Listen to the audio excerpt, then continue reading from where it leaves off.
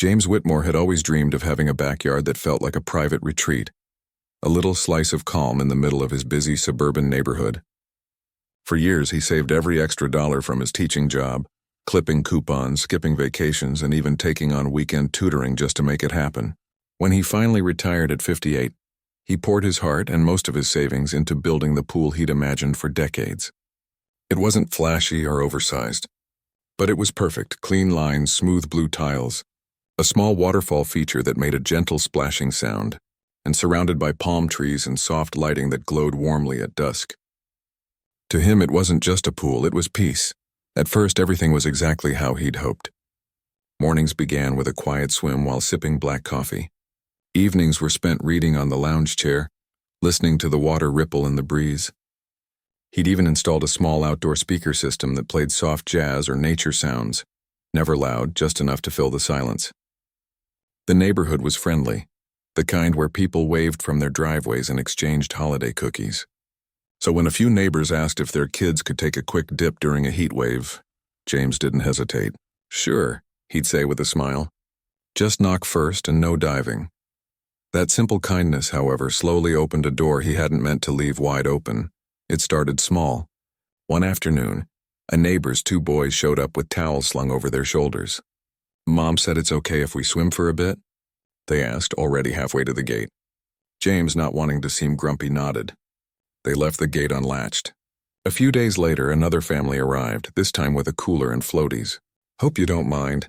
It's 105 out there," the dad called out cheerfully before peeling off his shirt and jumping in. James, caught off guard, just waved from his porch, too polite to say no. Soon what had been occasional visits turned into something more regular, almost expected. People stopped knocking. They'd just walk through the side gate, which someone had left open weeks ago and no one ever closed. James would be reading inside, only to hear splashing, laughter, and the clink of soda cans hitting the patio table. At first, he told himself it was fine. He liked kids. He enjoyed the idea of being the nice neighbor. But the reality began to wear on him. The pool filter started clogging more often. Sunscreen and leaves floated on the surface. Towels were left bunched up on the chairs, sometimes for days. Once he found a half-eaten sandwich wedged between the tiles near the steps. Another time, someone had dragged his expensive mesh pool net out of the shed and snapped the handle trying to fish out a toy.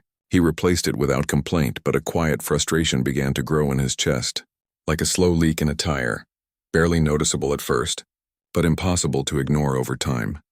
What hurt more than the mess was the lack of respect. No one asked anymore.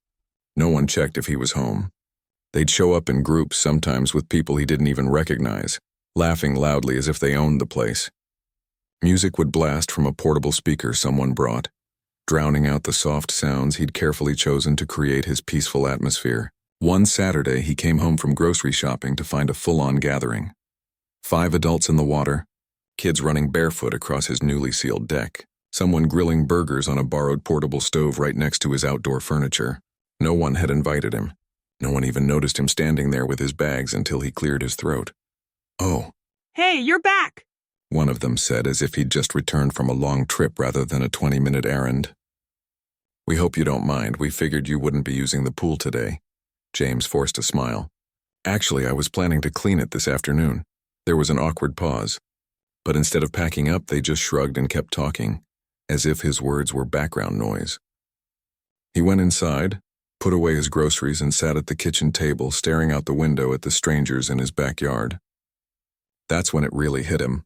This wasn't sharing anymore. This was taking. He tried setting boundaries. He bought a small sign that read, "Please knock before entering, pool use by permission only." He hung it near the gate. The next day it was gone. He put up another, this time laminated and sturdier. Someone had scribbled LOL on it with a marker. He stopped leaving the gate unlocked. But people started climbing over the low-side fence, or worse, ringing his doorbell repeatedly until he answered, then acting like it was unreasonable for him to say no. One evening, after a particularly long week dealing with a noisy group that had stayed past sunset, James sat alone by the pool, the water still rippling from their departure. The air smelled like chlorine mixed with leftover charcoal smoke. His favorite lounge chair had a red soda stain on the cushion. He sighed, running a hand over his tired face. He wasn't angry, not exactly, More like invisible. Like his home, his space, his hard-earned peace didn't matter to anyone but him. He thought about calling the police, but that felt extreme.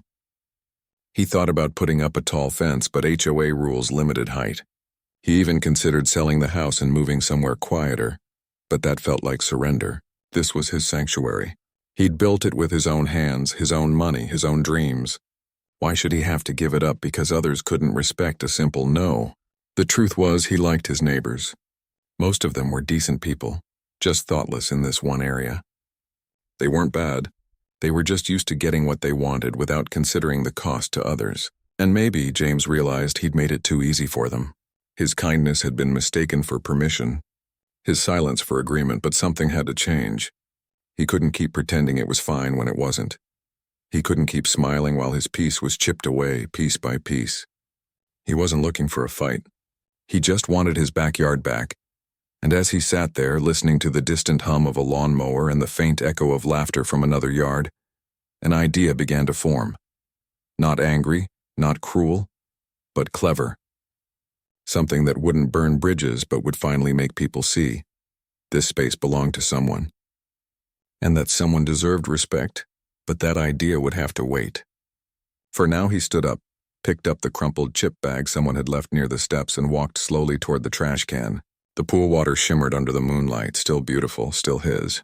He just needed to find a way to protect it, without losing himself in the process. The next morning he woke before sunrise. The neighborhood was quiet, the air cool and still.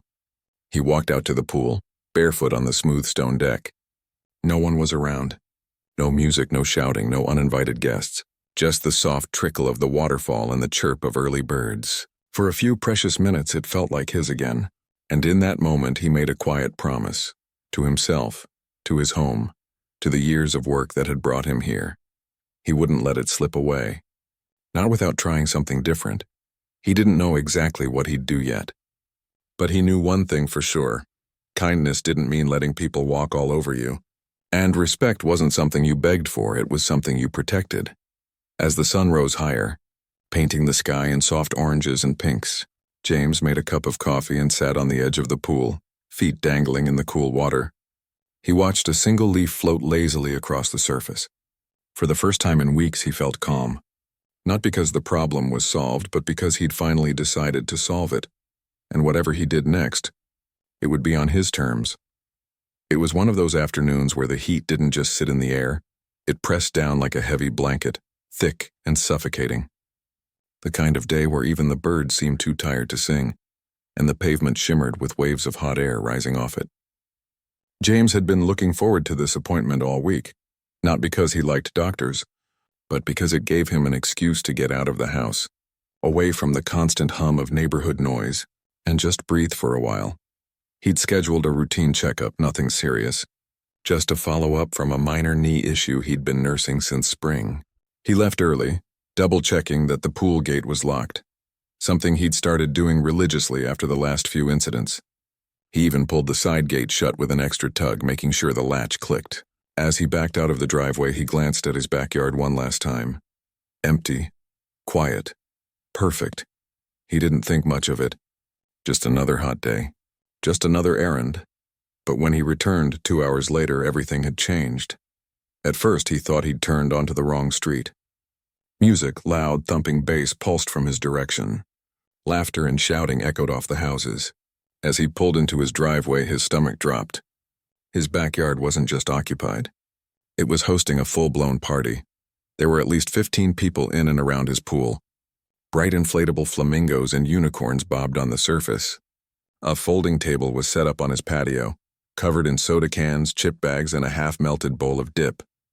Someone had dragged his good outdoor speaker out from under the eaves and cranked it up so high, the windows in his living room vibrated.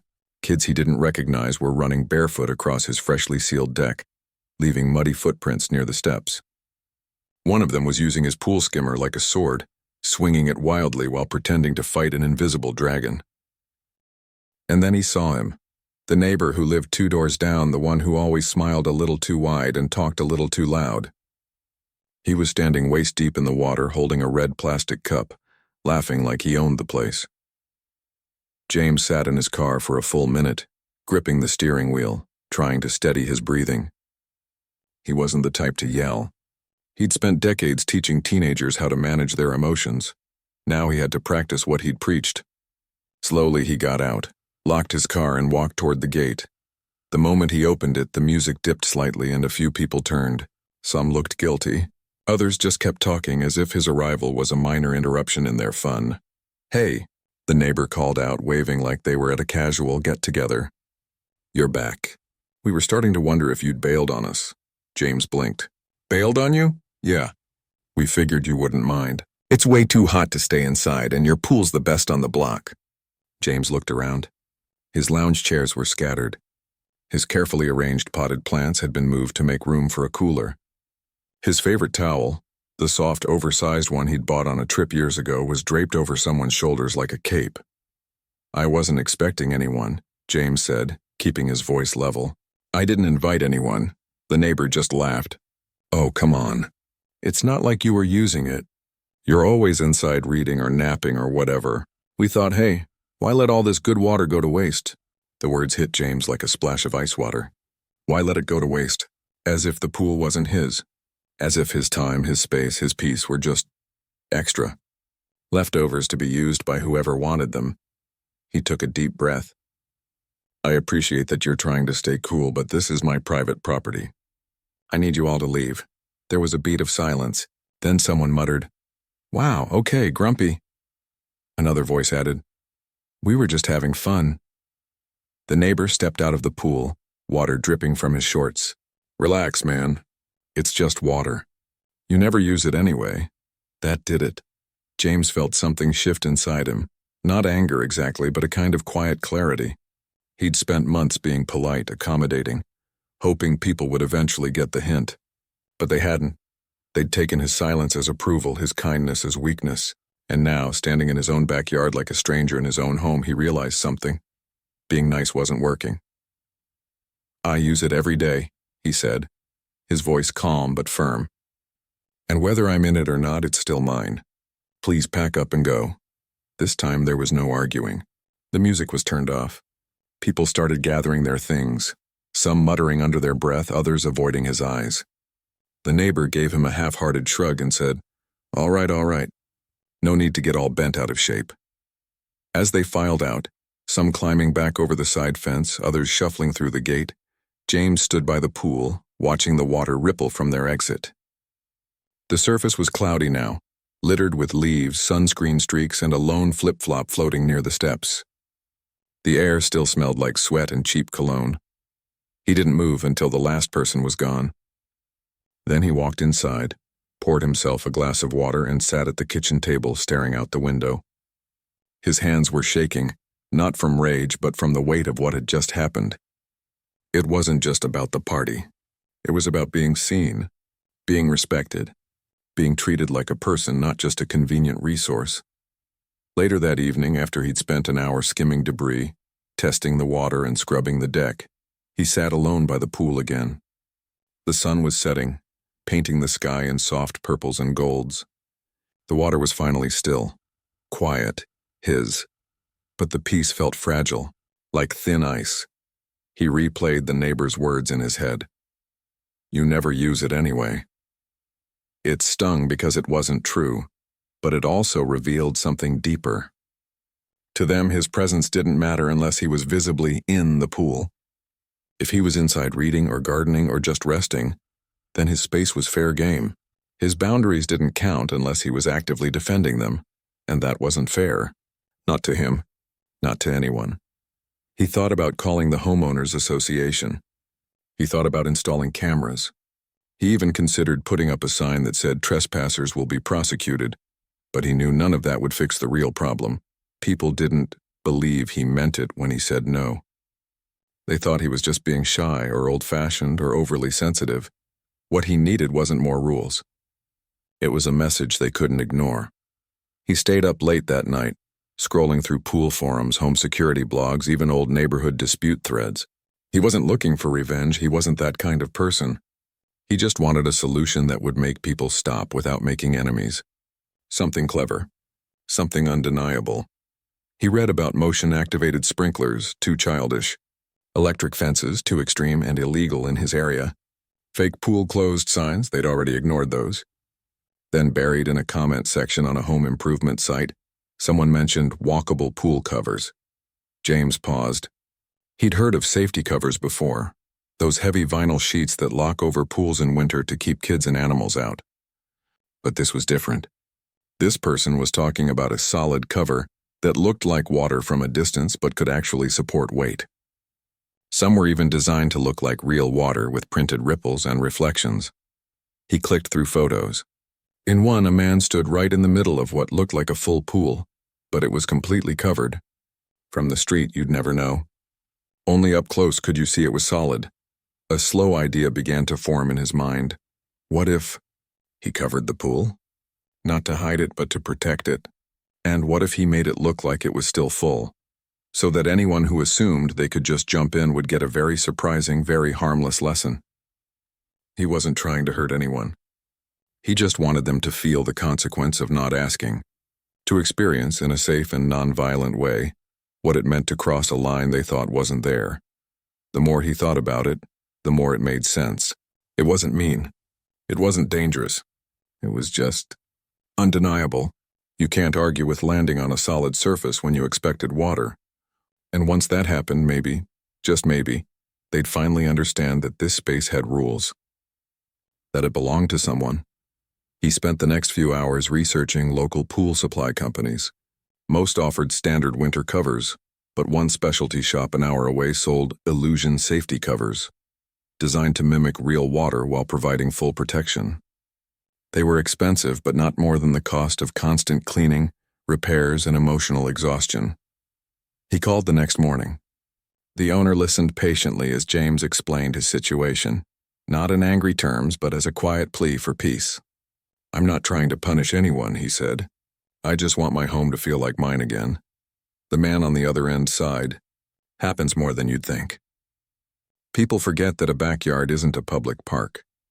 They scheduled an installation for the following week. In the days leading up to it, James prepared. He drained the pool just enough to allow for the cover's tension system.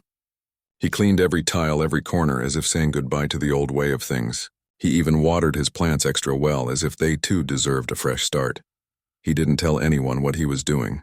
When neighbors waved and asked if he was fixing a leak, he just nodded and said, "Maintenance issue. Won't be usable for a while." They didn't press further. Probably assumed it was just another boring adult chore.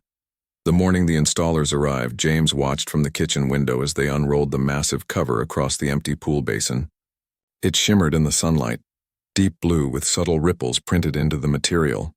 From the street, it looked exactly like a full inviting pool. Even from his own patio, unless you knew what to look for, it was convincing. When they were done, the technician walked over. "Go ahead. Try it." James stepped cautiously onto the edge, then placed one foot on the cover. It held firm. He took another step, then another. Soon he was standing in the center of what looked like water, but felt like a firm, slightly springy deck. "It's rated for over 2,000 pounds, the technician said. "Kids, pets, even a small car won't break through.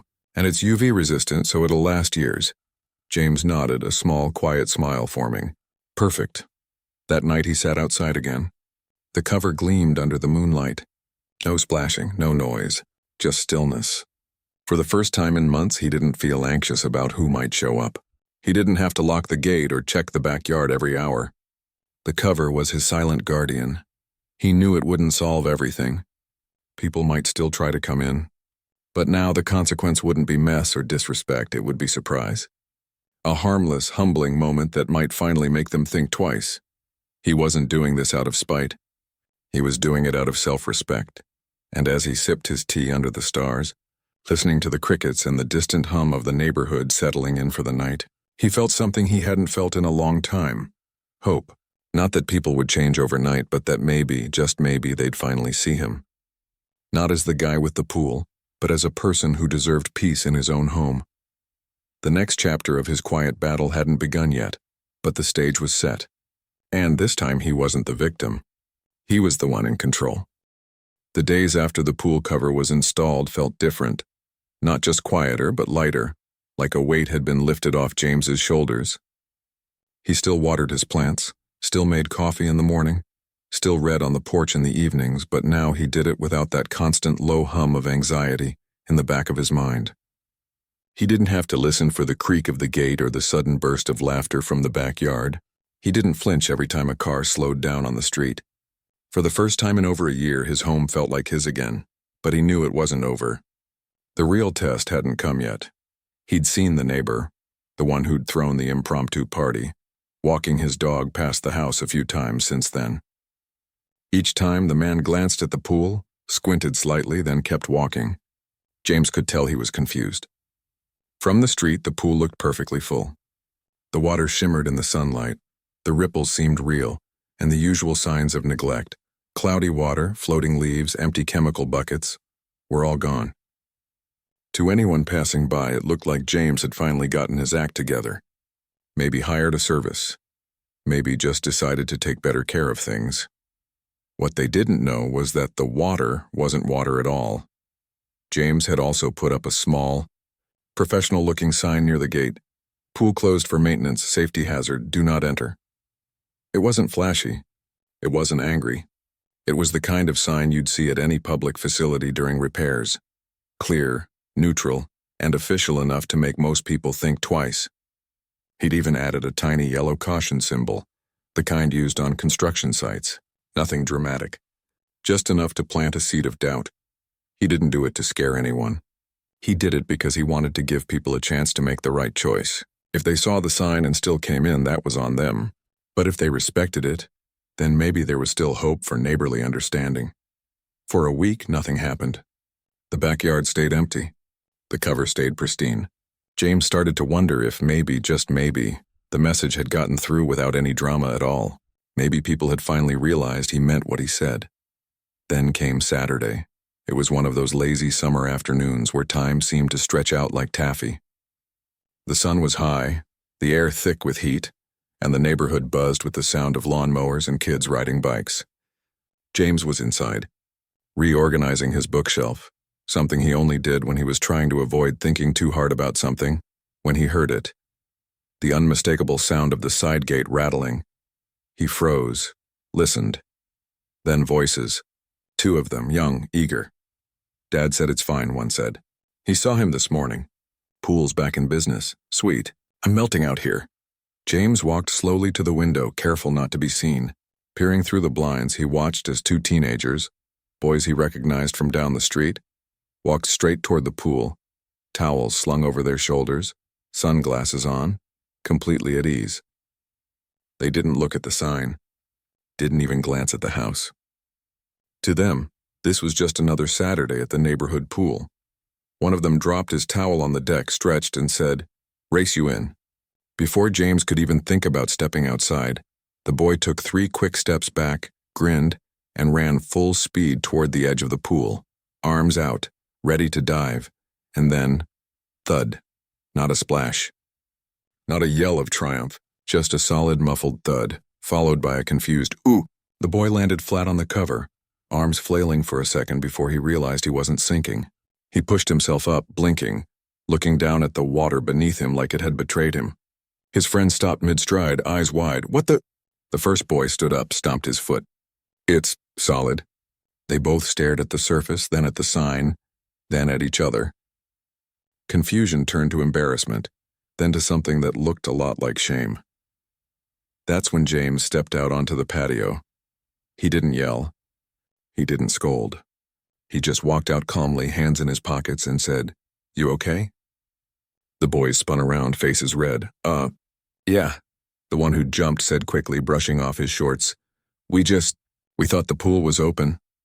"I've had that cover on for over a week," James said gently. "Didn't you see the sign?" They both looked at the sign like they were seeing it for the first time. One of them mumbled, "We thought it was like a fake sign. You know, just to keep little kids out or something." James nodded slowly. "It's real. The pool's closed for safety checks. The cover's there to protect people, especially ones who don't ask before they jump." There was a long pause. The boys shuffled their feet, avoiding eye contact. Finally, the taller one said, "Sorry, man. We didn't mean to. You know." "We just assumed." "I know," James said. And he did. He remembered being young. thinking the world was open to you, that rules were for other people, that if something looked available, it probably was. He hadn't been malicious back then, just careless, just like them. "You can go ahead and grab your stuff," he said. "And next time, just knock, even if it looks open." They nodded quickly, gathered their towels, and hurried out the gate, this time closing it behind them. James watched them go, then turned back to the pool. The cover had a slight dent where the boy had landed, but it was already springing back. No damage, no harm, just a moment of surprise and hopefully a lesson learned. Later that evening, the neighbor, the one who'd hosted the party, showed up at James's front door. He looked different, less confident, more human. "Hey," he said, shifting his weight from foot to foot. "I heard what happened with the boys." James nodded. "They're fine." Just startled, the neighbor sighed. "Yeah, I told them to come over. Said I saw you cleaning the pool this morning. So I figured it was good to go." He paused, then added quietly, "I didn't see the sign." "I put it up a week ago," James said. Not accusingly, just stating a fact, I know. "And I should have looked." He rubbed the back of his neck. "Look, I've been meaning to say this for a while. I'm sorry. About the party. About everything. I guess I got used to you being easygoing, and I took that for granted." James was quiet for a moment. Then he said, "Being kind doesn't mean I don't have limits." "I get that now," the neighbor said, "and I'll talk to the others. Make sure they know this is your space, not a community pool." James nodded. "I appreciate that." They stood there for a beat, the tension between them softening like warm butter. Then the neighbor offered a small, genuine smile. "If you ever want help cleaning the real pool when it's open, I'm decent with the skimmer." James almost laughed. "I'll keep that in mind." After he closed the door, he leaned against it for a moment, letting out a slow breath. It wasn't a grand apology. It wasn't a dramatic turnaround, but it was real. And sometimes that's all you need.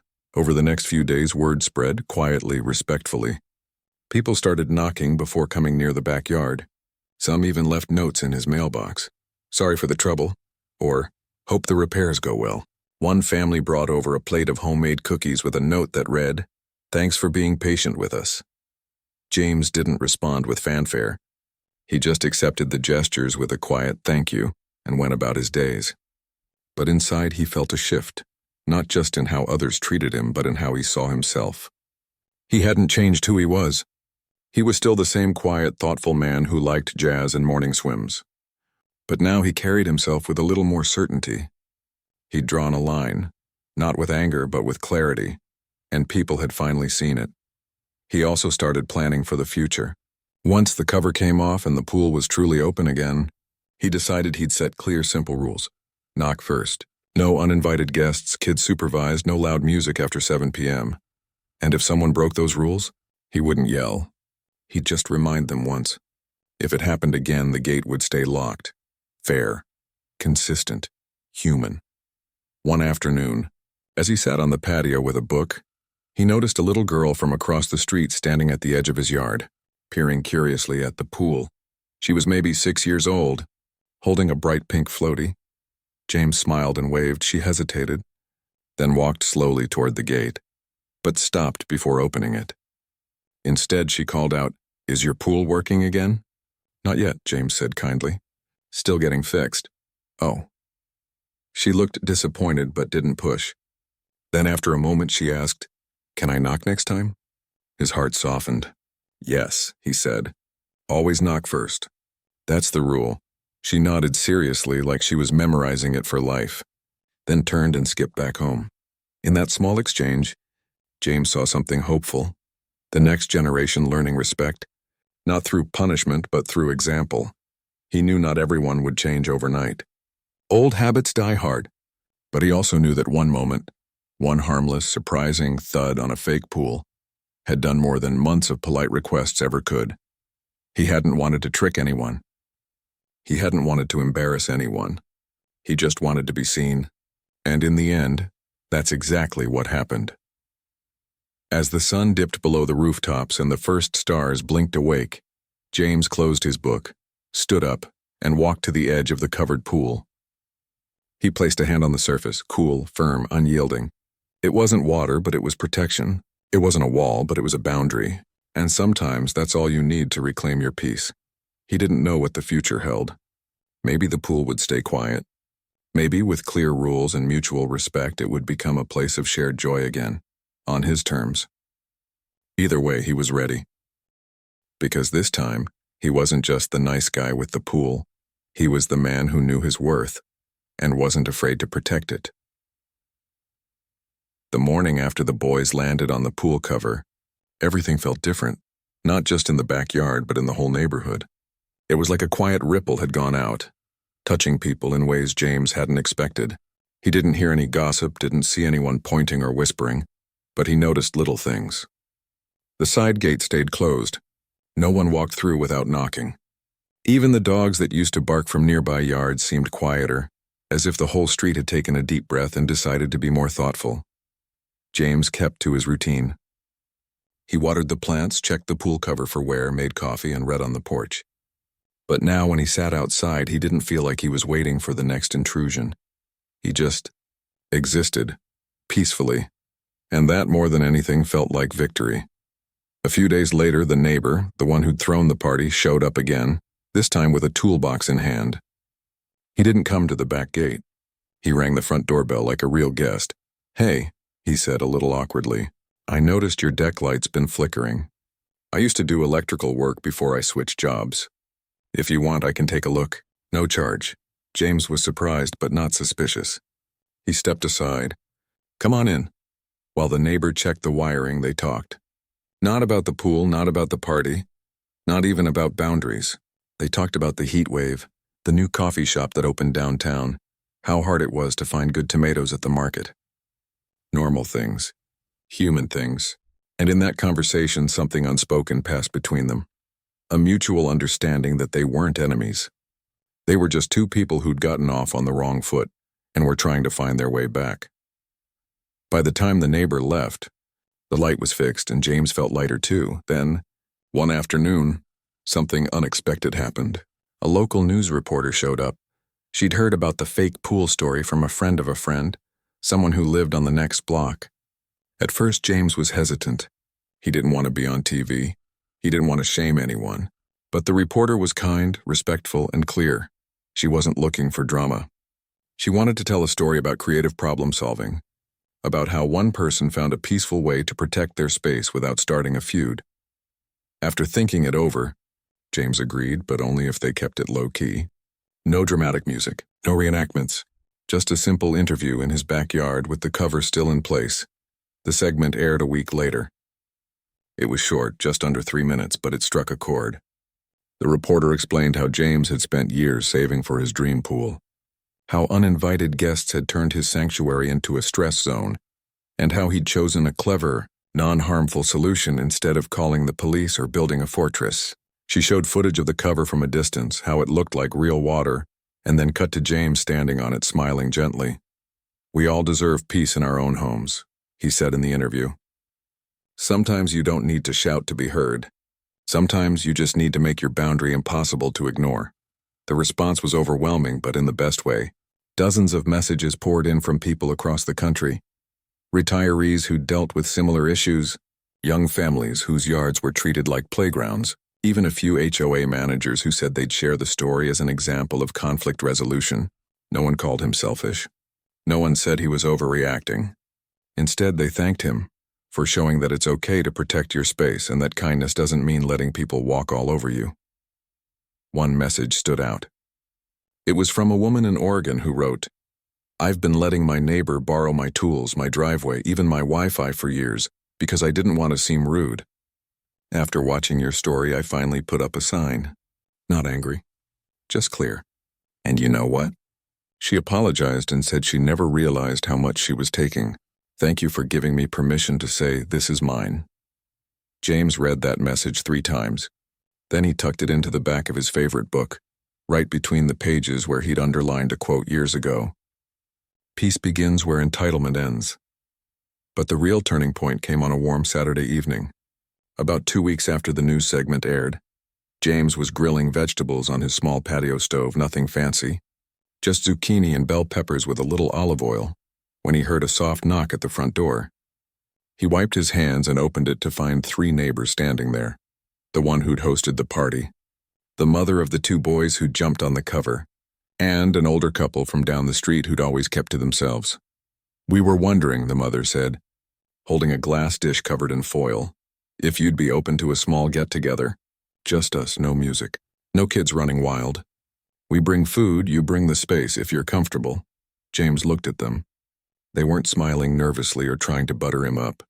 They looked sincere, respectful, like they understood this was a privilege, not a right.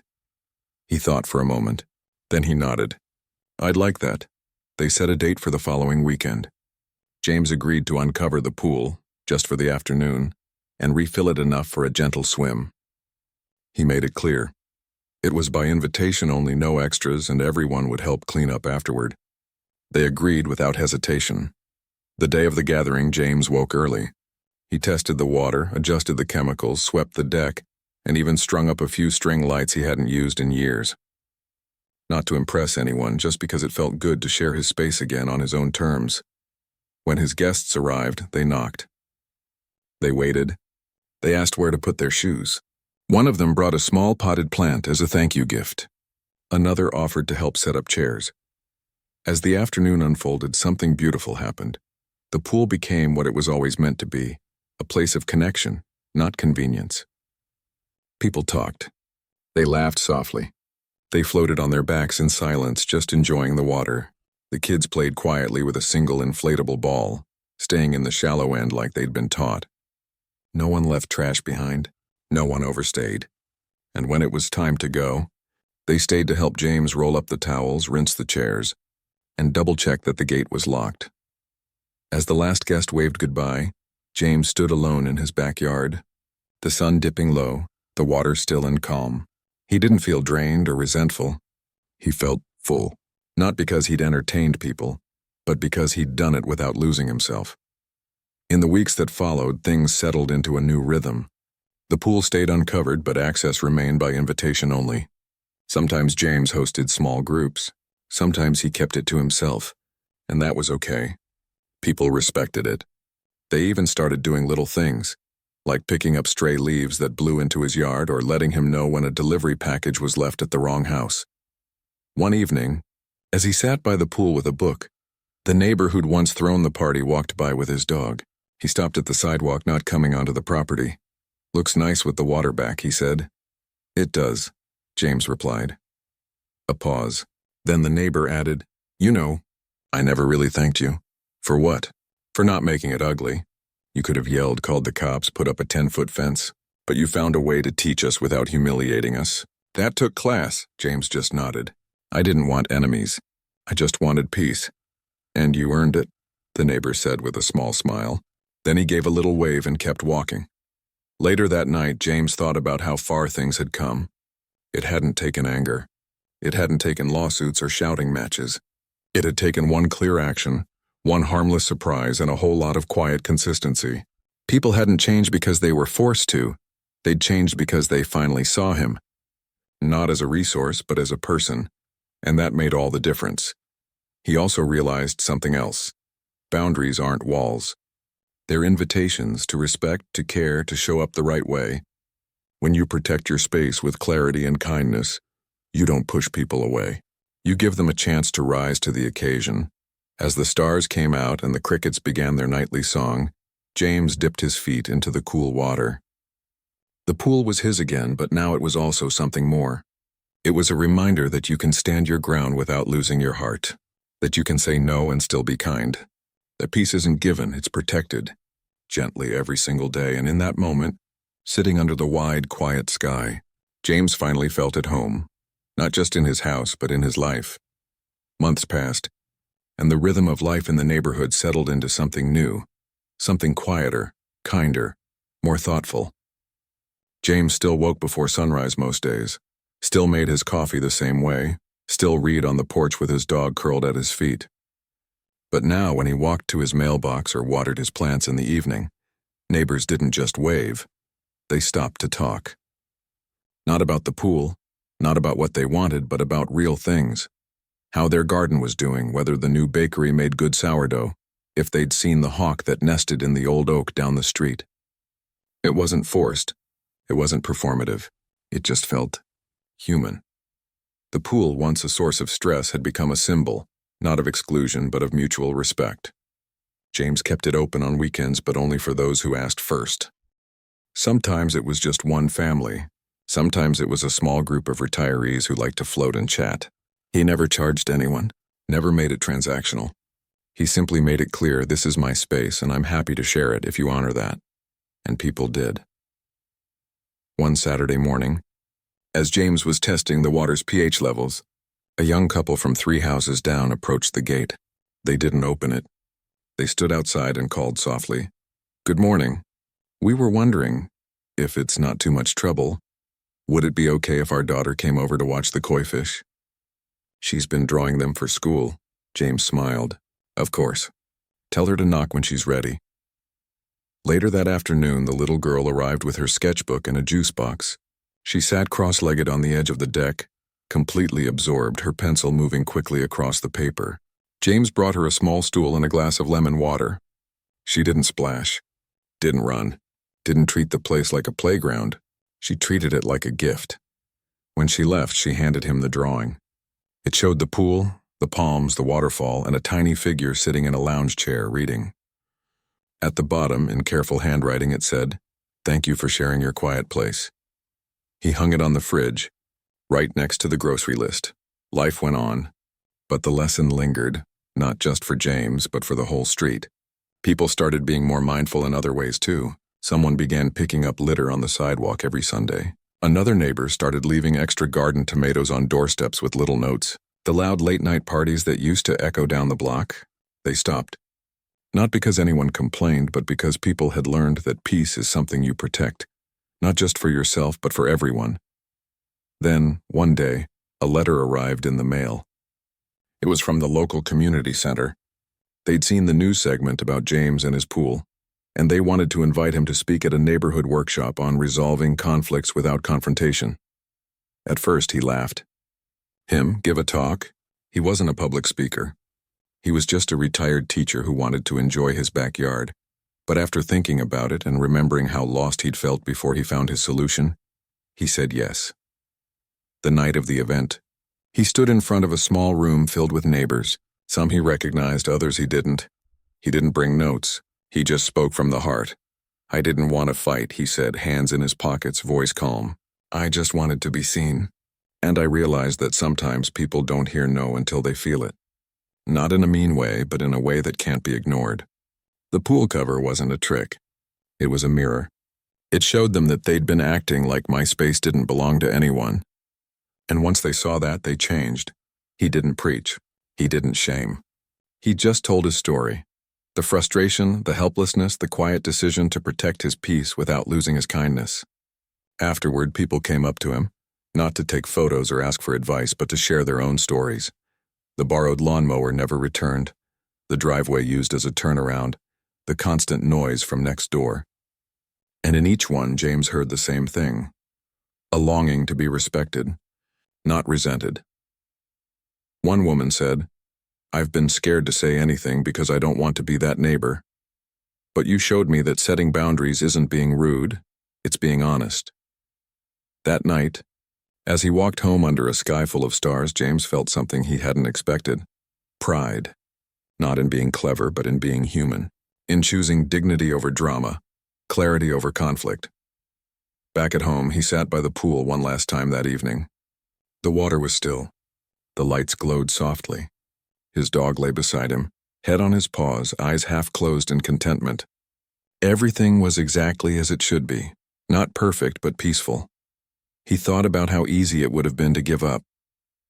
To sell the house, move somewhere remote, build walls instead of bridges. But he hadn't, he'd stayed. He'd tried. And in doing so, he'd not only reclaimed his home, he'd helped his whole neighborhood remember what it means to live together with care. A few weeks later, the local paper ran a small feature titled, "The Pool That Taught a Neighborhood a Lesson." It wasn't flashy. Just a few paragraphs and a photo of James sitting on his deck, smiling gently. But tucked in the corner was a quote that stuck with people. "Respect isn't demanded. It's invited by how we treat our own space and how we honor others. Kids in the neighborhood started using that phrase. Teachers mentioned it in parent meetings. Even the HOA updated their welcome packet to include a section on kind boundaries. James never sought any of it. He just wanted his mornings back, his quiet swims, his peace. And somehow in protecting that, he'd given others permission to protect theirs too. One evening, as summer turned to fall and the air grew crisper, James decided to close the pool for the season. He drained it slowly, cleaned every tile, and carefully rolled out the safety cover. Not the illusion one this time, but a standard winter cover, thick and durable. As he secured the last strap, he paused and looked around. The backyard was quiet. No music, no shouting, no uninvited guests. Just the rustle of dry leaves and the distant hum of a car passing by. It was exactly how he liked it, but this time the silence didn't feel lonely. It felt earned. He went inside, made a pot of soup, and sat by the window watching the last golden light of the day fade over the rooftops. He thought about the year. The frustration, the party, the thud on the cover, the apologies, the shared afternoons, the little girl's drawing. It hadn't been easy, but it had been worth it, because in the end, he hadn't just saved his pool, he'd saved his sense of self, and maybe, just maybe, he'd helped a whole street remember that kindness and boundaries aren't opposites, they're partners. That you can be generous without being taken for granted. That saying "this is mine" doesn't make you selfish, it makes you real. As night fell and the first stars appeared, James turned off the porch light and headed to bed. Outside, the covered pool sat still and silent, waiting for spring. And inside, a man who'd once felt invisible finally felt at home. Not because everyone left him alone, but because they finally saw him. And that, more than anything, was the real victory.